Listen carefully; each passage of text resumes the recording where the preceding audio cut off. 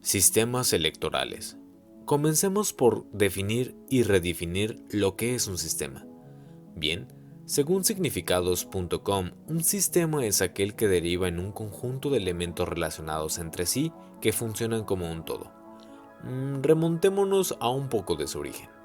Sistema procede del latín systema y está identificado en el español como una unión de cosas de manera organizada. De esta palabra se derivan otros como antisistema o ecosistema.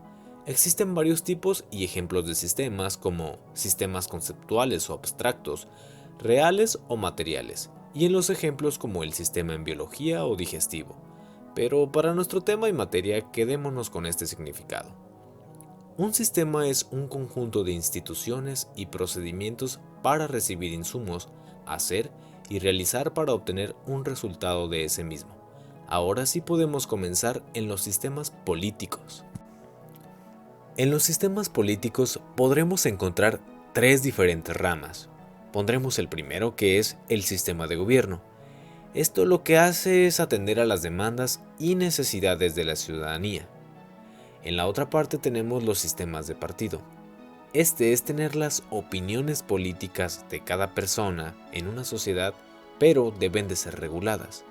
Este sistema lo hace organizándolas a través de reglas, de instituciones o procedimientos, produciendo y siendo el intermediario de la sociedad para que estas opiniones políticas estén más en orden.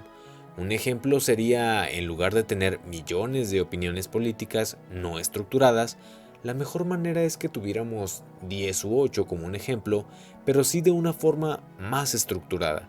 Y estas opiniones ya reguladas lo que hacen es pues competir para acceder al poder.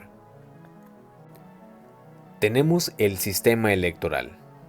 Este organiza la voluntad y la expresión popular por individuos para imponer y gobernar. Por medio de este sistema se transforman las expresiones del soberano en órganos de gobierno y en representantes. Lo que hace, pues, es transformar las preferencias de otros como sociedad en cargos de representación y de gobierno. Diciendo esto, podríamos decir que en las elecciones electorales, pues son necesarias para poder realizar parte de la democracia en los tiempos actuales, ya que sin elección pues no existe la representación y sin ellas no hay cavidad para un sistema electoral. Una idea principal sería que las elecciones fungen para comprometer a los representantes y los gobernantes a la voluntad de los ciudadanos. Ahora, para tomar referencia bibliográfica y tener un significado mucho más contextual y específico, tomemos la del texto de Leonardo.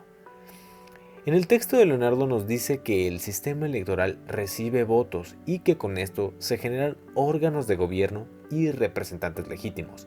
Entonces, esta estructura del sistema electoral pues es meramente el filtro, podríamos decir así como la estructura intermedia, generando todo un proceso que permite que una sociedad elija a sus futuros gobernantes, y a toda esta función le podemos llamar ejercicio democrático.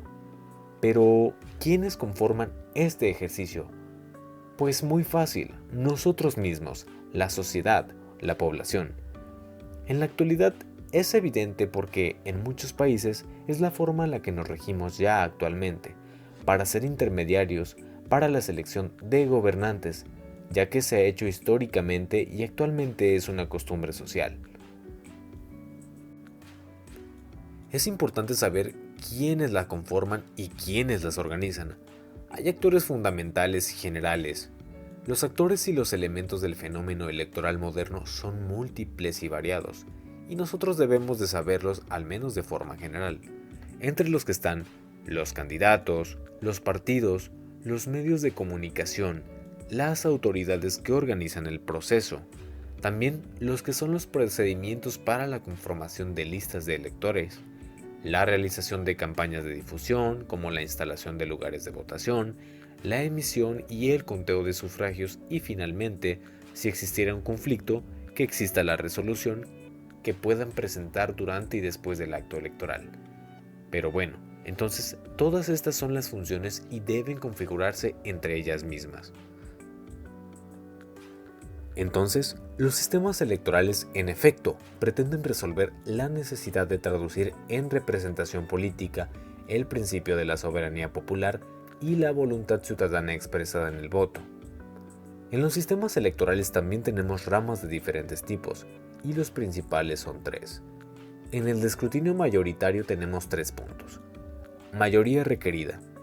Esta está en la que establece los que piden 40% de los votos o mínimo el 25% de los votos, esto como en un ejemplo en los países de Francia y Guatemala.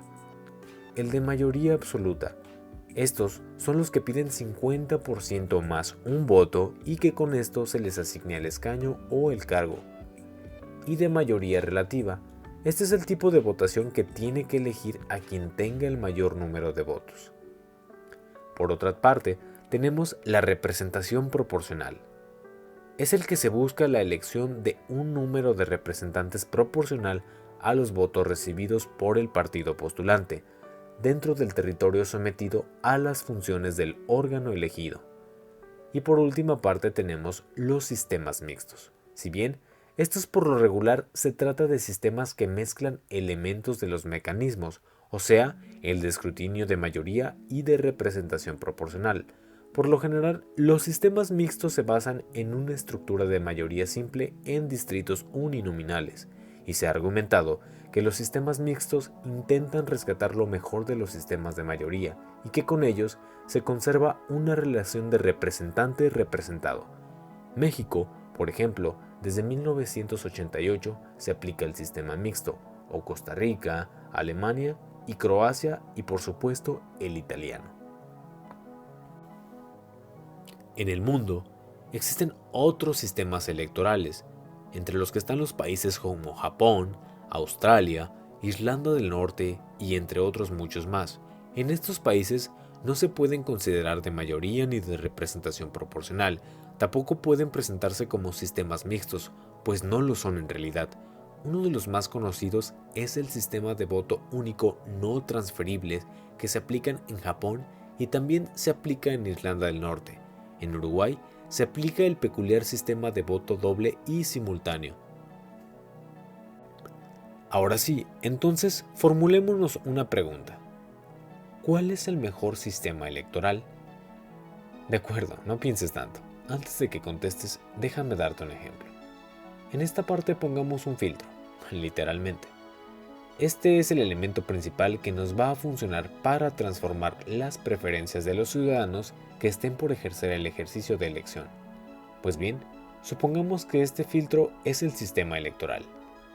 En esta parte supongamos que las bolas de colores son los partidos políticos.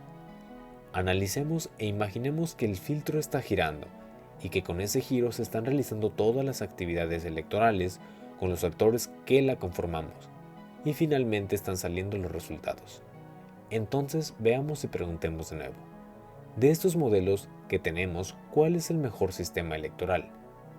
¿El que tiene 5 partidos y pasa estos 5 partidos a la representación en general? ¿O el que tiene 5 partidos y los pasa para reducirlos a 2 o 3? ¿O en efecto, el que tiene 5 partidos y los pasa para multiplicarlos? Bien, la respuesta no es tan compleja y es más simple de lo que esperas, pues va a depender de cada sistema. Los modelos que son mixtos, de representación o escrutinio proporcional, de escrutinio mayoría relativa o pluralidad, depende cómo se adapte cada país a ellos para hacer un ejercicio más efectivo. Por último, pero no menos importante, ¿qué te parece si hacemos una definición de los partidos políticos? Los sistemas de partidos son un fenómeno relevante reciente en el mundo político occidental. Estos surgieron en sus formas incipientes durante la segunda mitad del siglo XIX, y no fue sino después de la Segunda Guerra Mundial cuando los partidos se consolidaron como un instrumento privilegiado de organización política, de comunicación entre gobernados y gobernantes y de conformación de la representación política de la ciudadanía. Entonces nos queda preguntarnos, ¿los partidos políticos nos representan? Bueno, los partidos persiguen el beneficio del conjunto, o por lo menos de una parte significativa de la sociedad en la que están insertos.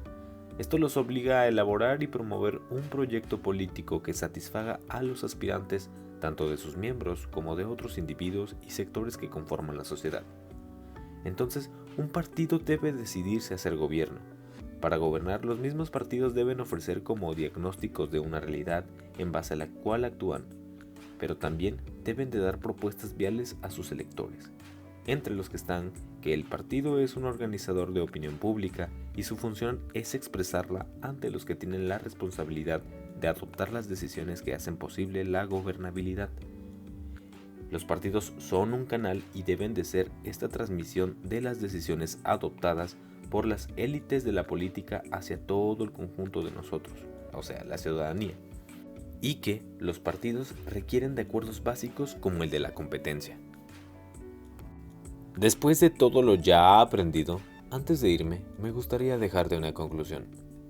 Las elecciones funcionan, en efecto, para que todos nosotros nos veamos involucrados en el ejercicio de poder, y que en uno de los aspectos democráticos, las democracias solamente son posibles con representantes, y los representantes pueden existir solamente si los elegimos.